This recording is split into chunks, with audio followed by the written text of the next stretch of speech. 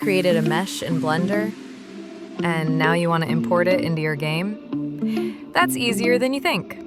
In this tutorial, I'll show you how to do it, and show you a few mistakes you may make in this process. If you have already prepared your mesh, open Sims 4 Studio. In the main menu, below the object category, choose Create 3D Mesh, then choose anything. If it's just a decorative object, I suggest the tissues as a base. If you had already done that, export the mesh just like I did. When the mesh is exported, open its file in Blender. When you did that, append the mesh you prepared earlier and want to import into the game. Boom, now you have it. Scale it down to fit the white square. My objects aren't connected together. That's why I can adjust each cookie freely to perfectly fit the plate. If they were connected, I could also just go into the edit mode, select one face on the desired cookie, and click Ctrl+L. That'd make me select only one object. If your objects aren't connected, join them now by clicking all the objects, holding Shift, and then right-clicking the mouse and choosing Join. Now open Edit Mode and go to UV Editing section on the left side of your screen.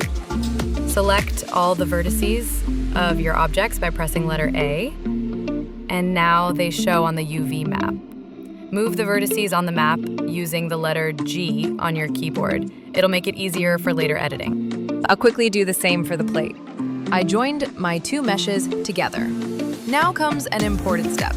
Go to Data, and there, change the name of the UV map to UV0 and add a new UV map, naming it UV1. Without this, these mesh will not work in-game. Now open your Sims object and in edit mode, move it away from the white square. Then click again on your mesh and then on the Sims mesh and connect them. In the edit mode, select all the mesh from the Sims 4 and delete it just like I did. Now you have your mesh ready to be put in the game. Go to the UV editing again and place your vertices on the original texture or the gray square if you deleted the texture. Now if you finished, make a new image with the resolution 1024 by 1024. Choose UV grid. Now you can export your UV map and make a texture in any program you want to. The number of faces, aka vertices, is very important as Sims 4 Studio has a limit. It is around 30,000 of them. If your mesh is highly detailed, it will have more vertices, and the more vertices, the longer it takes to import the mesh into the studio. If your mesh has more faces than the limit, simply add a decimate modifier in the modifier menu. That's the little wrench icon. Here, adjust the ratio, and boom, your mesh has less faces. It will affect its look though, but it shouldn't be visible much in the game.